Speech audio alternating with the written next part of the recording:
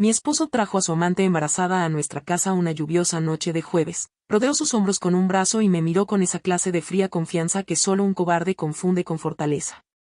Si tú no puedes darme un hijo, dijo, alguien más lo hará.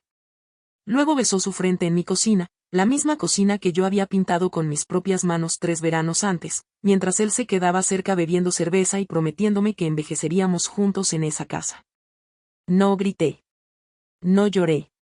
Solo sonreí, tomé las llaves de mi coche y salí por la puerta principal porque Daniel Carter había cometido un error catastrófico.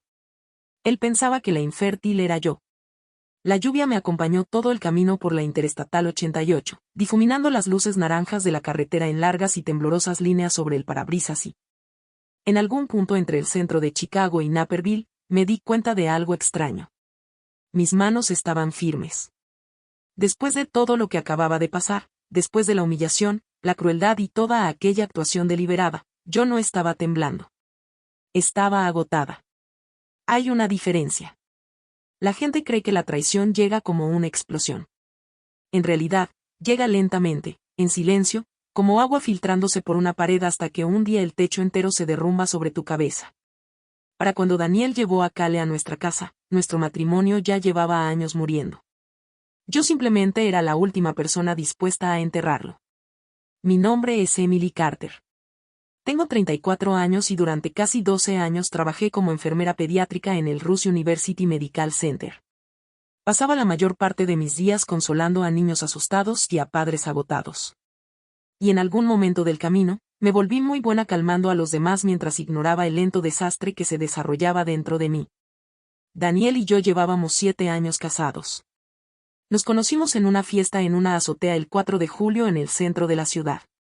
Él era encantador, ambicioso y atractivo de esa manera suburbana y pulida que a las mujeres les enseñan a considerar confiable. Vendía bienes raíces comerciales, usaba relojes caros, recordaba cumpleaños y dejaba propinas lo suficientemente buenas como para que la gente lo notara. Sabía cómo interpretar la bondad. Y durante mucho tiempo confundí actuación con carácter. Los primeros 2 años de nuestro matrimonio fueron realmente felices. Compramos una estrecha casa de 2 pisos en Aurora con revestimiento blanco y persianas azules. Organizábamos barbacoas en verano, bebíamos vino en el patio trasero y hablábamos sin parar sobre los hijos que planeábamos tener algún día. Daniel quería un hijo varón. Solía decirlo casualmente, riéndose mientras lo decía, pero con suficiente frecuencia como para que yo lo notara. Un niño, les decía a las personas. Futuro lanzador de los Cavs. Al principio, intentar tener un bebé era emocionante, incluso esperanzador. Luego pasaron los meses. Después los años. Cada prueba de embarazo negativa se sentía como un funeral privado. Aún así, seguía creyendo que algún día sucedería. Mi ginecóloga no estaba alarmada al principio. Estrés, horarios de trabajo, hormonas. Muchas parejas tenían dificultades. Algunos años antes había lidiado con síntomas leves de SOP. Nada grave, pero Daniel se aferró a esa información como si fuera el veredicto de un tribunal. Silenciosamente, sutilmente, casi de manera invisible, la culpa comenzó a recaer sobre mí. No abiertamente al principio, nunca abiertamente. Así es como crece el resentimiento en barrios elegantes con encimeras de granito y tarjetas navideñas familiares. Nadie grita al comienzo. Simplemente suspiran más seguido. Dejan de tomarte la mano en el supermercado. Miran demasiado tiempo a desconocidos empujando cochecitos de bebé. La madre de Daniel, Patricia, empeoraba todo. Vivía en Oakbrook y se comportaba con la decepción permanente de una mujer que creía que la vida le había pagado menos de lo que merecía. Cada día de Acción de Gracias encontraba nuevas maneras de herirme educadamente. Tal vez tú y Daniel deberían dejar de esperar tanto, decía mientras rellenaba las copas de vino. Oh. La hija de mi amiga hizo FIV enseguida. Hoy en día no hay vergüenza en buscar ayuda. Una Nochebuena, mientras repartía regalos junto a la chimenea, me sonrió y dijo. Solo rezo para que Daniel pueda experimentar la paternidad antes de que sea demasiado tarde. Como si yo le hubiera robado algo. Daniel nunca me defendió. Ese fue el comienzo de la verdadera fractura. No los problemas de infertilidad, ni siquiera la aventura que vino después, sino el silencio. Un esposo que ama protege tu dignidad incluso cuando el mundo se vuelve incómodo. Daniel protegía su propia comodidad en lugar de eso. Aproximadamente 18 meses antes de traer a Kale a casa, mi doctora recomendó pruebas de fertilidad para ambos. Lo dijo con suavidad, profesionalmente, como alguien acostumbrada a manejar egos frágiles. Daniel se rió en cuanto entramos al estacionamiento. No voy a masturbarme en un vaso porque algún médico quiera cobrarle a nuestro seguro. Recuerdo mirarlo desde el asiento del pasajero, genuinamente atónita. Es una prueba normal, dije en voz baja. Para ti, tal vez. Para los dos. Su mandíbula se tensó de inmediato. Yo no soy el problema aquí, Emily. Esa frase se convirtió en la base de todo lo que vino después. Se negó a todas las citas posteriores. Cada conversación sobre fertilidad terminaba en irritación, sarcasmo o distancia. Con el tiempo, dejé de insistir porque estaba cansada de rogarle a mi propio esposo que enfrentara la realidad conmigo. Y en algún momento de ese año, Daniel cambió. O quizás simplemente dejó de fingir. Se volvió más áspero, más cortante. Criticaba constantemente cosas pequeñas, las compras del supermercado, las horas que trabajaba, el hecho de que siempre estuviera cansada después de turnos de 12 horas en el hospital. Empezó a quedarse hasta tarde en la oficina con más frecuencia. Su teléfono permanecía boca abajo sobre las mesas. Comenzó a ir al gimnasio por las noches a pesar de que nunca antes le había importado el ejercicio. Yo lo sabía. Las mujeres siempre lo saben mucho antes de admitirlo ante sí mismas. Aún así, existe una etapa humillante antes de la aceptación en la que te conviertes en actriz dentro de tu propia vida. Sonreías durante la cena. Hacías preguntas normales. Fingías no notar el perfume que no era tuyo impregnado en el cuello de la camisa de tu esposo. Luego, una tarde, unos 6 meses antes de que todo se derrumbara, la vi. A Kale. Pasé por la oficina de Daniel en el centro para sorprenderlo con café. Y a través de la pared de vidrio de la sala de conferencias, vi a una joven rubia riéndose de algo que él había dicho. No podía tener más de 27 años. Hermosa de una manera escandalosamente fácil. Cabello perfecto, labios caros, cintura diminuta, toda esa confianza afilada y encanto cuidadosamente construido para redes sociales. Daniela miraba de la forma en que los hombres miran a las mujeres cuando quieren volver a sentirse jóvenes. Cuando me vio parada allí, toda su expresión cambió. No fue culpa. Fue molestia. Ese fue el momento en que realmente entendí que nuestro matrimonio estaba en peligro. Un hombre culpable todavía se preocupa por tu dolor. Un hombre molesto solo se preocupa de que lo hayas descubierto. Esa noche apenas habló durante la cena. 3 semanas después, empezó a dormir en la habitación de invitados porque, según él, el estrés estaba afectando su sueño. Y entonces llegó el jueves por la noche que terminó con todo. Acababa de regresar del hospital después de perder a una paciente de 6 años con leucemia esa misma tarde. Estaba emocionalmente vacía, moviéndome por la cocina con el uniforme impregnado de agotamiento cuando escuché el coche de Daniel entrar en la entrada de la casa. Luego se abrió otra puerta de automóvil. Miré por la ventana del frente y la vi bajando junto a él, con una mano descansando de manera protectora sobre su estómago. Embarazada. Todo mi cuerpo se quedó helado. Daniel entró en la casa sin dudar, como si tuviera el derecho de destruirme públicamente. Emily, dijo con calma. Tenemos que hablar. Kale permanecía ligeramente detrás de él, fingiendo verse incómoda, aunque no lo suficiente como para irse. Y entonces llegó la frase. Si tú no puedes darme un hijo, alguien más lo hará. Recuerdo el zumbido del refrigerador en el silencio que siguió. Recuerdo la lluvia golpeando las ventanas. Recuerdo mirar su mano rodeando la cintura de ella y darme cuenta de algo casi increíble. Él realmente creía que era la víctima. Y de repente, por primera vez en años, dejé de sentir vergüenza porque 3 semanas antes, después de visitar en secreto a un especialista en fertilidad yo sola, finalmente había recibido mis propios resultados médicos. No había nada malo conmigo. Nada. Y si Kale estaba embarazada, entonces alguien más también había estado mintiendo. Mi hermana Rachel abrió la puerta principal antes incluso de que yo tocara. Me miró una sola vez, se hizo a un lado en silencio y dijo: La habitación de invitados ya está preparada. Eso era lo especial de las hermanas. Las buenas siempre saben cuando no deben hacer preguntas de inmediato. Rachel vivía en Naperville con su esposo y sus 2 hijos adolescentes en una amplia casa colonial de ladrillo, escondida en uno de esos tranquilos vecindarios suburbanos donde cada jardín parece cortado profesionalmente y cada puerta de garaje se cierra exactamente a la misma velocidad. Su casa olía a café, detergente y seguridad. Después del caos emocional de mi propio hogar, aquella calma casi dolía. Dormí 14 horas seguidas la primera noche.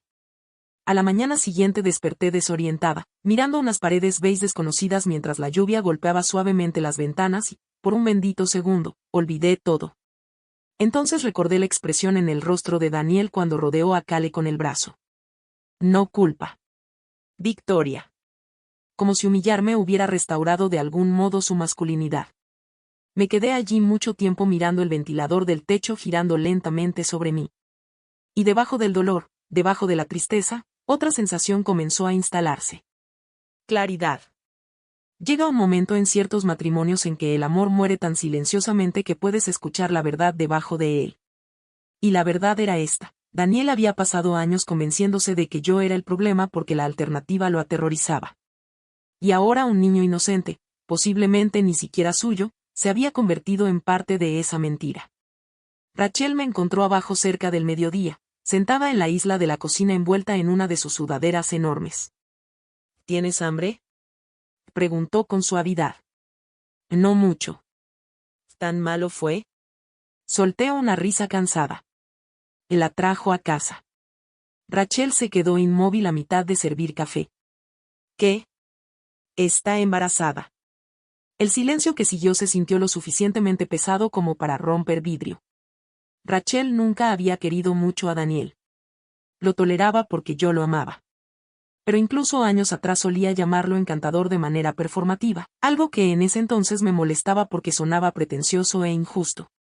Ahora entendía que simplemente lo había visto con más claridad que yo. Oh, Emily, susurró. Debería haber llorado en ese momento. En cambio, dije algo que incluso me sorprendió a mí misma. No creo que el bebé sea suyo. Rachel parpadeó con fuerza. ¿Qué? Me levanté lentamente y caminé hacia mi bolso de viaje junto a las escaleras. Dentro había una gran carpeta color manila que había empacado apresuradamente la noche anterior, no porque hubiera planeado irme, sino porque alguna parte profunda de mí sabía que eventualmente necesitaría pruebas. Coloqué la carpeta sobre el mostrador y la abrí con cuidado. Análisis de sangre.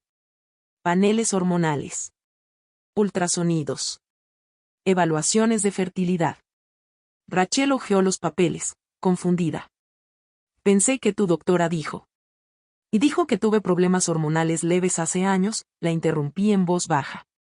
No infertilidad. Me apoyé contra el mostrador y exhalé temblorosamente. Hace 3 semanas me hice estudios completos otra vez, y estoy bien. Rachel me miró durante varios segundos. Luego su expresión cambió lentamente de confusión a furia. Él nunca se hizo estudios, ¿verdad? Y ni una sola vez. Negué con la cabeza. Rachel murmuró algo entre dientes que no voy a repetir. La verdad era casi vergonzosamente simple. Después de años asumiendo que el problema era mío, después de soportar los comentarios de Patricia, el creciente resentimiento de Daniel y mi propia vergüenza privada. Solo hizo falta que un especialista competente en fertilidad me dijera algo que nadie más se había molestado en decir claramente antes. Las parejas sanas que tienen dificultades para concebir deben examinar a ambos miembros, no solo a la mujer. La doctora Kaplan fue amable al respecto. Se sentó frente a mí en su oficina sosteniendo mi expediente y dijo cuidadosamente. Emily, según tus resultados, no hay ninguna razón médica por la que no puedas concebir de manera natural. Recuerdo haber apretado el borde de la silla. ¿De entonces, por qué no he podido? Ella dudó delicadamente antes de responder. Recomiendo firmemente que su esposo se haga una evaluación de fertilidad. Eso fue todo. Ninguna revelación dramática. Ningún giro cinematográfico. Solo medicina, ciencia y lógica. Pero la lógica se vuelve peligrosa cuando amenaza el ego de alguien. Daniel rechazó cada conversación después de eso. La única vez que mencioné mis resultados durante la cena, apenas levantó la vista de su teléfono. Los médicos se equivocan todo el tiempo, dijo secamente. Daniel, estás obsesionado con convertir esto en mi culpa. Yo no estoy culpando a nadie. Pues suena exactamente así. Entonces se levantó de la mesa a mitad de la cena y se fue. En ese momento, todavía pensaba que podíamos arreglar las cosas. Esa es la parte humillante de amar profundamente a alguien. Sigues buscando la versión de esa persona que conociste al principio mucho después de que haya dejado de existir. Durante la semana siguiente, la realidad comenzó a expandirse por mi vida como tinta derramada. Daniel publicó fotos en línea con Kale casi de inmediato. Cenas en el centro, fotografías de ultrasonidos, descripciones hablando de nuevos comienzos y de finalmente convertirme en el hombre que siempre debí ser. La gente de nuestro círculo social reaccionó exactamente como uno esperaría que reaccionaran los estadounidenses suburbanos, juzgando en privado y siendo educados en público. Algunas mujeres de la iglesia me enviaron mensajes vagos llenos de simpatía pasiva. Pensando en ti durante esta temporada tan difícil. Una vecina incluso me dejó pan de banana como si hubiera sobrevivido a un tornado. Nadie le hizo preguntas incómodas a Daniel porque los hombres atractivos y exitosos rara vez enfrentan escrutinio hasta después de que el daño ya es visible. Mientras tanto, Daniel se transformó en alguien casi irreconocible. La crueldad ahora era deliberada. Dejó de ocultar gastos en nuestra cuenta conjunta porque ya no le importaba si yo los veía. Compras de joyas, hoteles de fin de semana en el centro, cenas costosas, incluso el contrato de una SUV de lujo que resultó ser para Kale.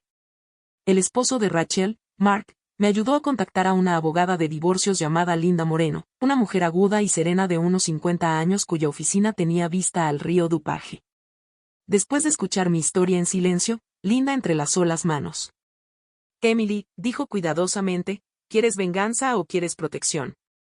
La pregunta me tomó por sorpresa. No lo sé. ¿Y si lo sabes? Miré mi anillo de bodas. Quiero la verdad. Linda asintió lentamente, casi aprobando mi respuesta. Bien. La verdad es más fácil de demostrar que la venganza. Durante los días siguientes, la oficina de Linda descubrió cosas que me revolvieron el estómago. Daniel había estado sacando dinero de nuestros ahorros conjuntos durante casi un año. Al principio no eran grandes cantidades, lo suficientemente pequeñas como para pasar desapercibidas, luego los retiros se hicieron mayores. Había usado dinero matrimonial para vacaciones, regalos, depósitos de apartamentos e incluso procedimientos cosméticos para Kale. Pero el peor descubrimiento llegó 3 días después. Linda me llamó a su oficina y deslizó varios formularios bancarios impresos sobre el escritorio. ¿Autorizaste esto? Miré las firmas. Mi nombre. O más bien, la imitación que Daniel hacía de mi nombre. La sangre se me heló. Él falsificó eso. Eso parece. De pronto, la habitación se sintió demasiado pequeña. No podía dejar de pensar en todos los años en que yo lo había protegido emocionalmente mientras él destruía silenciosamente mi dignidad pieza por pieza a mis espaldas. Linda me observó con atención. De esto importa ahora, dijo. No emocionalmente. Legalmente. Miré por la ventana hacia el río. Los coches avanzaban entre el tráfico de la tarde. Personas tomaban café afuera de cafeterías cercanas. En algún lugar, niños salían de la escuela. Parejas planeaban cenas. Vidas normales seguían adelante intactas. Y en ese momento comprendí algo importante. Las mentiras más peligrosas no son las que las personas les dicen a otros. Son las que se dicen a sí mismas. Daniel necesitaba que el embarazo de Kale fuera real porque toda su identidad dependía de ello. Sin ese bebé, él no estaba escapando del fracaso. Lo estaba exponiendo. Esa noche me senté sola en la habitación de invitados de Rachel, sosteniendo mis resultados de fertilidad en una mano y los documentos de divorcio en la otra. Pensé en todos los años que pasé disculpándome por un cuerpo que jamás había traicionado a nadie. Luego pensé en Daniel sonriendo mientras me humillaba en mi propia cocina.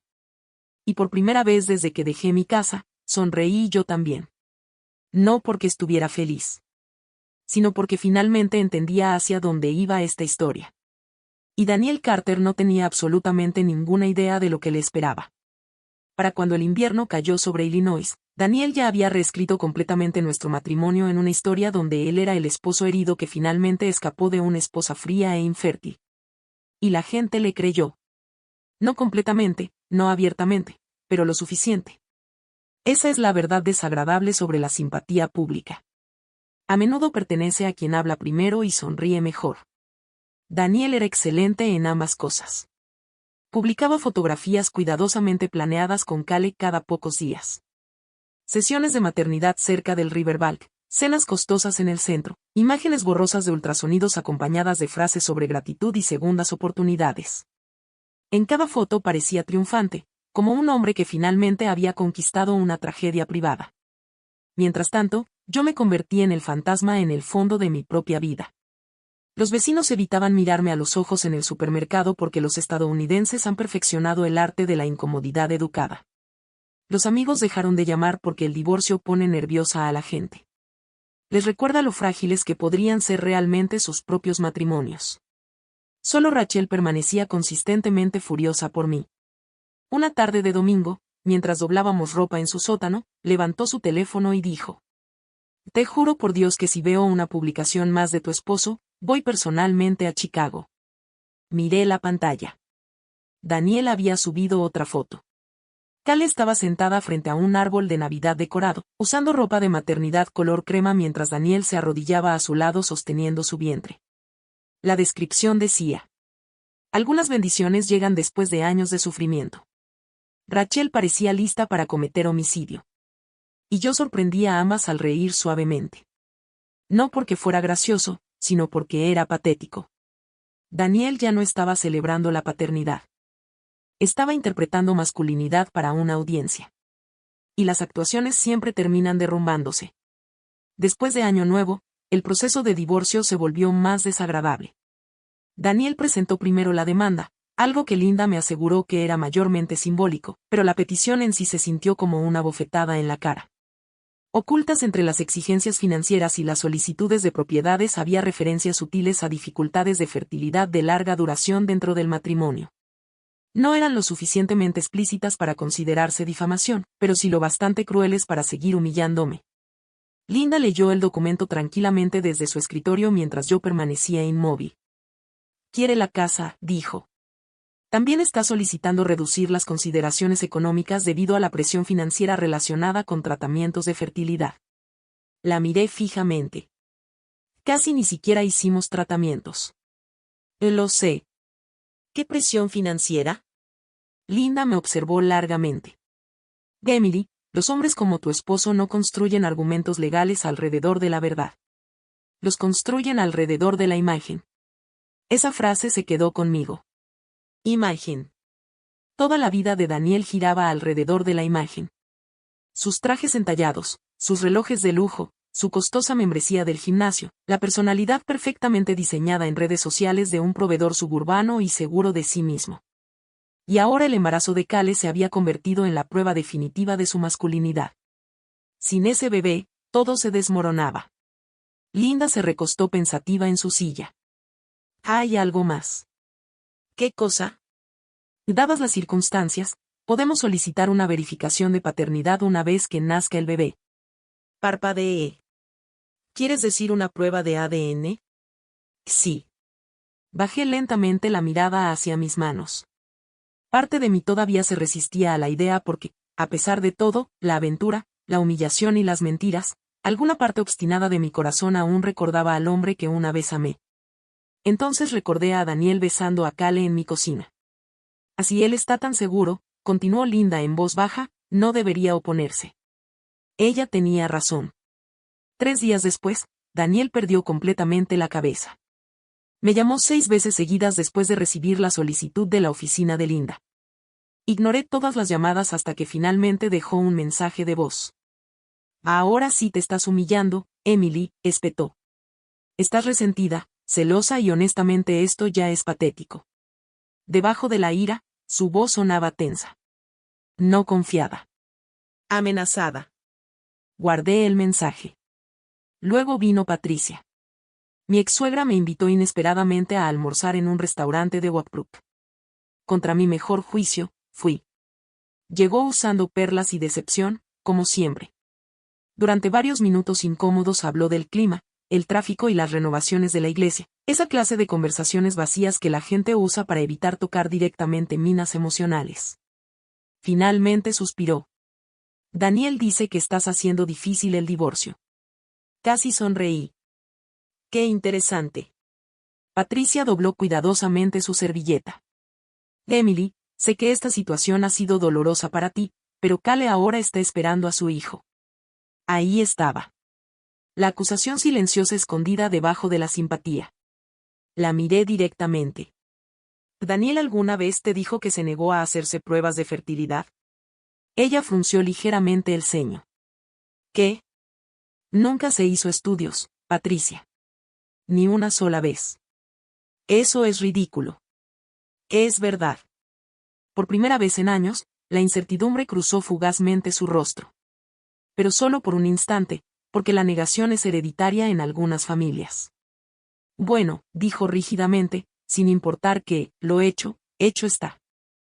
Todavía no. Durante los meses siguientes, el embarazo de Cale se convirtió en el centro de toda la identidad de Daniel. Organizó fiestas de revelación de género, publicó renovaciones del cuarto del bebé en internet y hablaba sin parar sobre convertirse en padre. Amigos en común comentaban haberlo escuchado decir cosas como: a veces la vida te da una segunda oportunidad. O peor. Supongo que simplemente no estaba destinado a pasar con Emily. Cada comentario se extendía silenciosamente por nuestro círculo social como humo. Y cada vez, yo permanecía en silencio. Ese silencio volvía loco a Daniel. Porque las personas culpables esperan gritos. Esperan venganza. Esperan caos emocional porque el caos les permite hacerse las víctimas. Mi calma lo asustaba. A comienzos de la primavera nació el bebé. Un niño llamado Noah. Daniel publicó fotos desde el hospital apenas unas horas después. Recuerdo mirar una imagen tarde por la noche desde el sofá de Rachel. Daniel sostenía al recién nacido torpemente mientras Cale sonreía a su lado, agotada pero triunfante. Y de repente, inesperadamente, sentí pena por el niño. Porque los niños inocentes siempre terminan pagando por la vanidad de los adultos. 2 semanas después, nos sentamos en una oficina privada de mediación en el centro de Chicago. La habitación olía vagamente a café y tóner de impresora. La lluvia golpeaba suavemente las ventanas con vista a la ciudad. Y la tensión era tan espesa que parecía llenar todo el lugar. Linda estaba junto a mí. Daniel enfrente. Cale cerca de la esquina sosteniendo un bolso para pañales. 2 abogados adicionales revisaban documentos en silencio. Daniel evitaba mirarme directamente. Parecía irritado más que nervioso, como si aquella reunión fuera solo una molestia interrumpiendo su nueva vida. Entonces el mediador aclaró la garganta. Hemos recibido los resultados de paternidad solicitados por ambas partes. Cale se movió ligeramente. Daniel exhaló con impaciencia. ¿Podemos terminar con esto de una vez? El mediador abrió el sobre. Nunca olvidaré lo que ocurrió después. No por las palabras, sino por el rostro de Daniel. Señor Carter, dijo cuidadosamente el mediador, la prueba indica que usted queda excluido como padre biológico. Silencio. Silencio absoluto. Parecía que toda la habitación había dejado de respirar. Cale miró fijamente sin comprender. Daniel parpadeó una vez, 2 veces, y luego soltó una risa. No una risa normal. Una risa aguda, inestable. Eso es imposible. Nadie respondió. Él agarró los papeles violentamente, leyendo más y más rápido mientras el color desaparecía de su rostro. No, susurró. No, esto está mal. Cale empezó a llorar repentinamente. No un llanto dramático. Un llanto aterrorizado. Pensé que era tuyo, dijo temblando. Daniel, te juro que pensé. Me dijiste que no salías con nadie más. ¿Quién es él? Gritó Daniel. El bebé comenzó a llorar también. El caos explotó en la habitación. Y entonces Linda colocó silenciosamente otro sobre la mesa. Daniel lo miró lentamente. ¿Qué es esto? La voz de Linda permaneció tranquila. La evaluación de fertilidad ordenada por la corte. Todo dentro de mí se quedó inmóvil. Daniel abrió el archivo con manos temblorosas. Lo observé leer las palabras que confirmaban aquello de lo que había huido durante años. Infertilidad masculina severa. Probabilidad casi nula de concepción natural. La habitación se volvió tan silenciosa que podía escuchar la lluvia golpeando el cristal. Entonces Daniel me miró. De verdad me miró. Y por primera vez en años, la máscara desapareció por completo. Sin arrogancia. Sin confianza. Sin actuación. Solo miedo. Un miedo crudo y devastador. Lo sabías, susurró. Sostuve su mirada con firmeza. Sabía que no había nada malo conmigo. Existe un tipo particular de silencio que sigue a la humillación pública. No un silencio fuerte ni dramático. Un silencio muerto y vacío. El tipo de silencio que cae sobre una habitación después de que finalmente aparece la verdad y nadie sabe dónde mirar. Ese silencio siguió a Daniel a todas partes después de la mediación. En menos de 48 horas, toda la ilusión se derrumbó. Kale fue la primera en irse. No porque de repente hubiera desarrollado moral, sino porque el pánico reemplazó a la fantasía en el momento en que aparecieron el dinero, los abogados y la realidad. Había pasado casi un año imaginando que entraría en una vida glamorosa junto a un hombre mayor, exitoso y enamorado de ella. En cambio, terminó sosteniendo a un recién nacido mientras Daniel se hundía en rabia y paranoia. Según amigos en común, su pelea final fue catastrófica. Daniel la acusó de haberlo atrapado. Kale lo acusó de usarla para sentirse como un hombre de verdad. Ambos tenían razón. Para finales de la semana, ella tomó al bebé y desapareció para quedarse con familiares en Indiana. Luego llegó la caída que Daniel jamás vio venir. Porque la traición por sí sola rara vez destruye la reputación de un hombre en Estados Unidos hoy en día. Pero la humillación sí. Especialmente la humillación masculina. Especialmente la relacionada con el ego. La historia comenzó a extenderse lentamente a través de cadenas de mensajes, chismes de vecindario, murmullos en oficinas y conversaciones después del servicio dominical en la iglesia. Nadie se lo decía directamente a Daniel, por supuesto. Los estadounidenses prefieren la destrucción indirecta. Sonríen amablemente mientras destruyen socialmente a otros a puertas cerradas. Pronto, todos sabían que Daniel había engañado a su esposa, la había humillado públicamente, aseguró que ella no podía tener hijos. Luego descubrió que el bebé no era suyo y finalmente apareció el detalle fatal. Él era el infértil. Esa última parte se propagó más rápido porque la gente siempre es más cruel con las inseguridades que otros intentan ocultar desesperadamente. Rachel me llamó una noche mientras terminaba de cenar. ¿Tú sabes qué? Patricia apareció llorando en la iglesia. Cerré los ojos lentamente. ¿Qué pasó? Al parecer, alguien preguntó por el bebé. Me recosté lentamente en la silla. Durante años, Patricia me había tratado como si fuera un electrodoméstico defectuoso que estaba arruinando silenciosamente el futuro de su hijo. Ahora tenía que enfrentar la posibilidad de que el problema nunca hubiera sido yo. Y no solo eso. Ella había criado al hombre que destruyó su propio matrimonio intentando escapar de la vergüenza. Unos días después, Patricia me llamó directamente. Casi no contesté. Su voz sonaba más pequeña de lo que recordaba. Emily, ¿podríamos vernos? Nos encontramos en una pequeña cafetería en Geneva, cerca del río Fox. El cielo de la tarde colgaba bajo y gris sobre el agua, la primavera temprana aún se aferraba obstinadamente al medio oeste. Patricia parecía más vieja. No dramáticamente más vieja, simplemente disminuida de alguna manera. Como si la realidad finalmente se hubiera presentado después de años siendo ignorada educadamente. Durante varios momentos, ninguna de las dos habló. Luego dijo en voz baja. Te debo una disculpa. Revolví mi café sin mirarla. ¿Por qué exactamente? Sus ojos se llenaron de lágrimas de inmediato. Por no escucharte. Palabras simples, pero golpearon más fuerte que cualquier discurso dramático. Admitió que Daniel finalmente había confesado todo después de la mediación. Las pruebas de fertilidad que se negó a hacerse, las mentiras, el resentimiento, la aventura, todo. Y dijo que no soportaba sentirse débil, susurró. Asentí apenas. Eso suena exactamente como Daniel. Patricia se estremeció. Lo protegiste durante años, ¿verdad? Sí. Y aún así te culpó.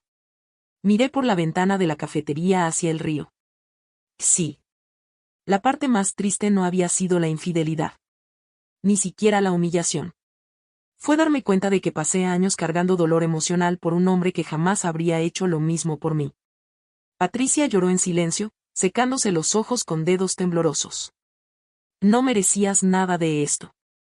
No, no lo merecía. Pero también entendía algo que Patricia todavía no comprendía del todo. El verdadero castigo de Daniel ya había comenzado. Porque una vez que la actuación se derrumba, una persona no tiene otra opción más que enfrentarse honestamente a sí misma.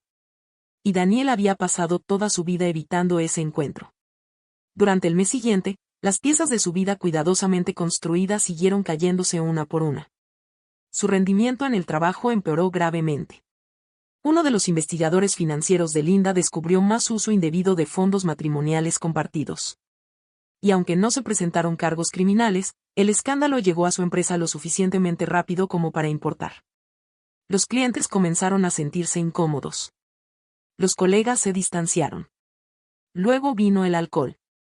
Amigos en común comentaban haberlo visto solo en bares del centro durante tardes de semana, mirando fijamente vasos de bourbon mientras deportes silenciosos pasaban en televisores sin volumen. Parte de mí odiaba escuchar esas historias. Otra parte creía que merecía cada segundo de aquello. Ambas emociones coexistían constantemente. Esa es la incómoda verdad que las personas maduras rara vez admiten en voz alta. La venganza no borra el amor inmediatamente.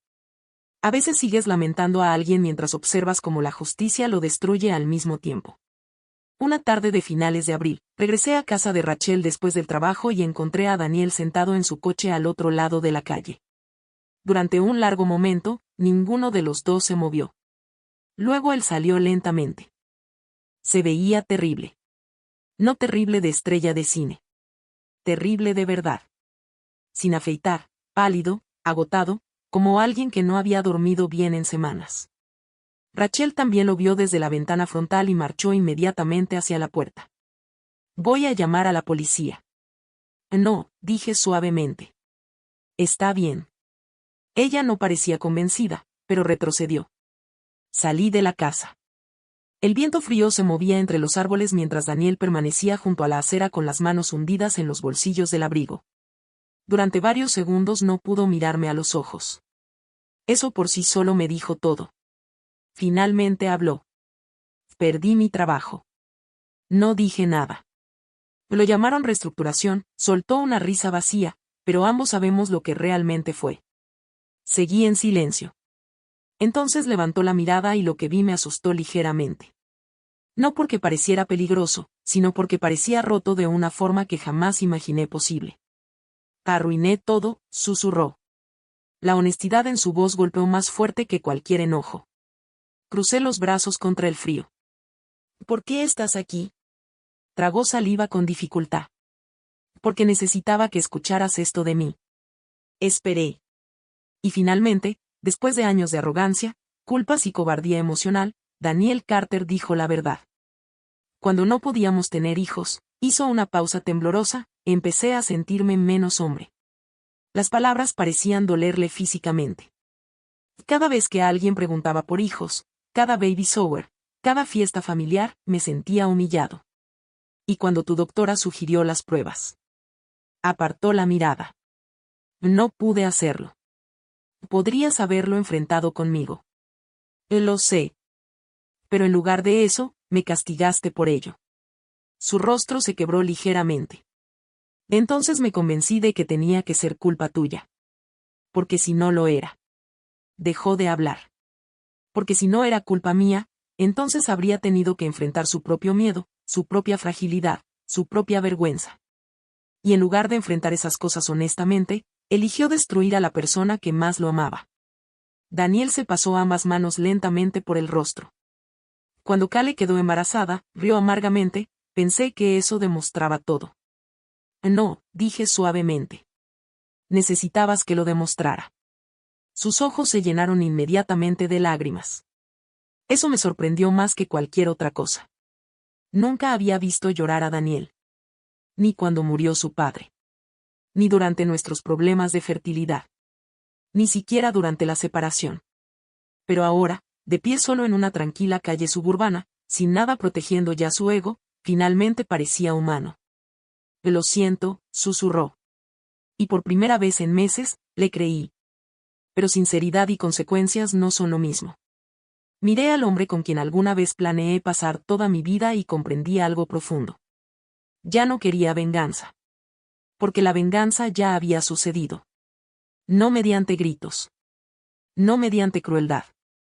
Sino mediante la verdad. Si te amé, dije en voz baja. Daniel cerró los ojos. Lo sé. Pero amarte casi me destruyó. El viento se movió suavemente entre nosotros. Entonces di un lento paso hacia atrás, en dirección a la casa. Y Daniel no intentó detenerme. Un año después de que mi divorcio se finalizara, compré una pequeña casa amarilla a 20 minutos al oeste de Naperville, cerca de un parque público lleno de arces y senderos para caminar. No era grande ni particularmente impresionante, pero por primera vez en años, cada habitación me pertenecía completamente. Sin tensión escondida bajo las conversaciones. Sin silencios interminables sobre la mesa durante la cena. Sin vigilar cuidadosamente el estado de ánimo de otra persona. Solo paz. Paz real. Ese tipo de paz que no aprecias hasta pasar años sobreviviendo sin ella. Pinté la cocina yo misma durante el comienzo del otoño mientras ya suave sonaba desde un viejo altavoz Bluetooth cerca del fregadero. Algunas tardes después del trabajo me sentaba descalza en el porche trasero con una taza de té en las manos y escuchaba niños riendo más allá de los árboles. Y en vez de sentir el dolor de antes, sentía algo más tranquilo. Aceptación. No todas las vidas se desarrollan como imaginamos a los 30 años. Eso no significa que estén arruinadas. En el hospital, las cosas también comenzaron a volver lentamente a la normalidad. Los rumores sobre mi divorcio eventualmente desaparecieron porque Estados Unidos siempre avanza hacia escándalos más nuevos. Las enfermeras jóvenes dejaron de mirarme con incómoda simpatía. Los pacientes seguían necesitando medicinas. Los padres asustados seguían necesitando tranquilidad. Los niños seguían necesitando a alguien calmado junto a sus camas a las 3 de la mañana. El dolor parece enorme cuando estás atrapado dentro de él. Luego la vida cotidiana continúa moviéndose. Una lluviosa tarde de jueves, casi exactamente un año después de que Daniel llevara a Kale a nuestra casa. Asistí a una orientación para voluntarios en una organización local que ayudaba a mujeres lidiando con infertilidad, divorcio y abuso emocional. Al principio no estaba segura de por qué me había inscrito. Quizá porque sobrevivir a la humillación cambia la manera en que reconoces el sufrimiento en otras personas. O quizá porque después de pasar tanto tiempo defendiéndome, quería volver a sentirme útil. El centro de apoyo funcionaba dentro de una vieja iglesia renovada en Aurora. Nada elegante. Sillas plegables, estaciones de café, folletos apilados junto a paredes pálidas. Pero dentro de esas habitaciones, las mujeres hablaban de verdades que habían escondido durante años. Una mujer describió múltiples abortos espontáneos mientras su esposo se alejaba emocionalmente del matrimonio. Otra admitió que permanecía con un hombre infiel porque tenía miedo de envejecer sola. Una tercera confesó que pasó casi 10 años creyendo que la infertilidad la hacía menos femenina. Recuerdo escuchar en silencio y comprender cuánto peso cargan las mujeres por cosas que nunca fueron completamente suyas. Especialmente dentro del matrimonio. Especialmente en Estados Unidos, donde todavía se enseña silenciosamente a las mujeres que cuidar de todos los demás es más importante que protegerse a sí mismas. Después de la reunión me quedé ayudando a limpiar vasos de café y doblar mesas. Fue entonces cuando conocí a Sophie. No debía tener más de 6 años. Una cosita diminuta con rizos marrones desordenados y enormes ojos cautelosos, sentada sola en el pasillo coloreando con crayones rotos mientras su madre temporal hablaba con una voluntaria cercana. Sonreí cortésmente al pasar. Sophie me miró muy seriamente y preguntó: ¿por qué los adultos siempre toman café cuando están tristes? Me reí antes de poder evitarlo. Esa es una muy buena pregunta. Ella asintió solemnemente, como si hubiéramos compartido algo importante. Durante las semanas siguientes la vi repetidamente mientras hacía voluntariado. Su madre temporal, Denise, finalmente me explicó que Sofía había pasado casi 2 años cambiando de hogares temporales después de ser retirada de una situación de negligencia. Nadie está intentando adoptarla oficialmente todavía, dijo Denise una tarde. La gente quiere bebés. Los niños mayores esperan más tiempo. Esa frase permaneció conmigo toda la noche. La gente quiere bebés. Los niños mayores esperan más tiempo. Durante años había medido la maternidad a través de la ausencia, pruebas de embarazo, miedos de infertilidad, habitaciones vacías, fiestas llenas de decepción silenciosa. Pero sentada frente a Sofía mientras me mostraba orgullosamente dibujos torcidos de dinosaurios y arcoíris, algo empezó a cambiar lentamente dentro de mí. La maternidad no era posesión. No era biología. No era una prueba de feminidad. Era presencia, constancia, seguridad y amor entregado libremente sin humillación de por medio. Por la misma época, escuché por conocidos mutuos que Daniel había comenzado terapia. Al principio ignoré completamente la información. Demasiado tarde, pensé. Pero poco a poco surgieron más detalles. Dejó de beber, comenzó a asistir a grupos de apoyo para hombres lidiando con infertilidad y depresión. Se mudó a un apartamento más pequeño cerca de Wheaton y aceptó trabajos temporales después de tener dificultades para encontrar otro puesto corporativo. Y aparentemente, según Rachel, que seguía monitoreando el chisme local como si fuera un deporte competitivo, se había vuelto mucho más callado. Parece que la humillación desarrolla carácter, murmuró una noche. Entendía la rabia detrás de su broma. Pero extrañamente, ya no necesitaba que Daniel siguiera sufriendo para poder sanar. Porque la sanación ya había ocurrido. No perfectamente. No mágicamente. Pero sí lo suficiente. Entonces, una tarde de octubre, llegó una carta escrita a mano a mi buzón. La letra era de Daniel. Durante varios minutos simplemente la observé sobre la encimera de mi cocina mientras la lluvia golpeaba suavemente las ventanas. Finalmente la abrí. La carta era sencilla. Sin manipulación. Sin declaraciones dramáticas. Sin intentos de recuperarme. Solo honestidad. Escribía que la terapia lo había obligado a enfrentar la profunda vergüenza que había sentido durante años creyendo que quizá nunca sería padre. Admitía que había confundido masculinidad con control y debilidad con honestidad. Confesó que cada cosa cruel que me dijo en realidad reflejaba su propio miedo. Luego llegó la frase que permaneció más tiempo conmigo.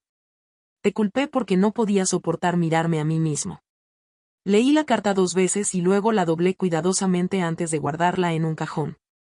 No porque quisiera olvidarla, sino porque ya no necesitaba cargarla conmigo. Varios meses después, tras incontables reuniones, inspecciones, documentos y conversaciones emocionales, oficialmente pasé a formar parte del proceso de adopción de Sophie. La primera noche que se quedó a dormir en mi casa caminó cuidadosamente por cada habitación, como alguien que teme que las paredes desaparezcan si las toca demasiado fuerte. ¿Cuál habitación es la mía?, preguntó suavemente. Le mostré el pequeño dormitorio con vista al patio trasero. Ella permaneció en silencio varios segundos mirando las paredes amarillas pálidas y la estantería junto a la cama. Luego susurró. ¿De verdad? Esa noche, después de que se durmiera, me senté sola en el porche trasero envuelta en una manta mientras el aire frío de otoño se movía entre los árboles. Y por primera vez en muchos años, pensé en Daniel sin enojo. No porque lo que hizo hubiera dejado de importar, sino porque el dolor finalmente había dejado de controlarme. Él perdió su matrimonio, su reputación y la ilusión que tenía de sí mismo. Y al final, nada de eso ocurrió porque yo lo destruyera. La verdad lo hizo. En cuanto a mí, mi vida no volvió a ser lo que había sido antes. Se convirtió en algo mejor. Algo honesto. Algo tranquilo. Una silenciosa mañana de domingo, cerca de finales de octubre, Sofía y yo caminábamos por el parque detrás de nuestra casa mientras hojas naranjas caían lentamente sobre el sendero. Ella deslizó naturalmente su pequeña mano dentro de la mía, como si siempre hubiera pertenecido allí. Y de repente comprendí algo que años de sufrimiento nunca habían logrado enseñarme antes. La familia no se construye mediante orgullo, biología o apariencias. Se construye mediante un amor que permanece amable incluso después del dolor. Miré el pálido cielo otoñal y sonreí suavemente para mí misma. Porque perder a Daniel Carter nunca fue la tragedia que pensé que era. Fue el comienzo de mi vida. Si esta historia te conmovió de alguna manera, tómate un momento para reflexionar sobre las personas que realmente protegen tu dignidad cuando la vida se vuelve difícil. A veces la mayor venganza no es la crueldad. Es sanar, crecer y negarte a dejar que la amargura de otra persona defina tu valor. Y si disfrutas historias emocionales como esta, no olvides dar me gusta, suscribirte y compartir tus pensamientos en los comentarios. Tu apoyo significa mucho más de lo que imaginas.